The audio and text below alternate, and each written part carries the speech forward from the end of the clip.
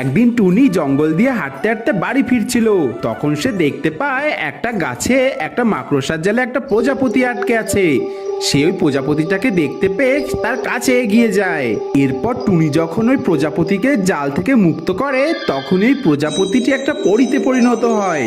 এরপর ওই পরী টুনিকে বলে, টুনি, আমি প্রজাপতি হয়ে এখান থেকে খেলা করছিলাম, হঠাৎ আমি ওই মাকড়সার জালে আটকে পড়েছিলাম। তুমি আমায় প্রাণ বাঁচিয়েছো। আজ তুমি না থাকলে ওই মাকড়সা আমায় প্রজাপতি ভেবে খেয়েই ফেলতো।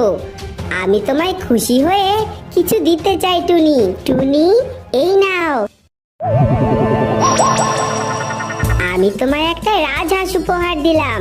এই রাজহাঁসটিকে তুমি রোজ খাবার দিও। এই রাজহাঁসটা তোমায় রোজ একটা করে সোনার ডিম দেবে। আরে, আমার তো খুব জোরে পটি পেয়েছে, কোথায় গিয়ে পটি করি? আরে বাবা, মনে হচ্ছে তো এবার বেরিয়েই যাবে। ওই তো একটা ডাকু রাক্ষস। হ্যাঁ, ওই ডাকু রাক্ষস মামার মাথায় গিয়ে পটি করব আমি। এই এই কেড়ে কেড়ে কেড়ে কেড়ে আমার মাথায় পটি করলি? আরে টুনি, তুই?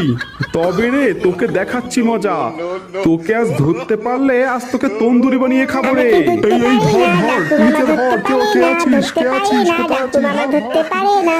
একদিন টিঙ্কু বাজার থেকে জঙ্গলের পথ ধরে হেঁটে হেঁটে বাড়ি আসছিল। তখনই তার সামনে একটি ডাইনি এসে হাজির হয়। এরপরে ওই ডাইনিটি তার জাদু শক্তিতে টিঙ্কুকে একটা ফুটবল বানিয়ে দেয়। অন্যদিকে টিঙ্কুর বাড়ি ফিরতে দেরি হয়। টিঙ্কুর মা টুনি অনেক চিন্তিত হয়ে পড়ে। এরপর টুনি টিঙ্কুকে খুঁজতে বেরিয়ে পড়ে। এরপর টুনি যখন টিঙ্কুকে খুঁজতে খুঁজতে জঙ্গলের পথ দিয়ে যাচ্ছি তখন টুনি একটি ফুটবল দেখতে পায়। তখন সেই ফুটবল থেকে টিঙ্কুর কান্নার আওয়াজ শুনতে পায়। এরপর টুনি যখন সেই ফুটবলের কাছে এগিয়ে যায়, এরপর টিঙ্কু তার মাকে সমস্ত ঘটনা খুলে পড়ে। এরপর টুনি সমস্ত কিছু শুনে টুনি তখনই একটা সাধু বাবাকে ডেকে। এরপর সাধু বাবার মন্ত্রশক্তিতে টিঙ্কুকে ফুটবল থেকে আগের মতো করে দেয়।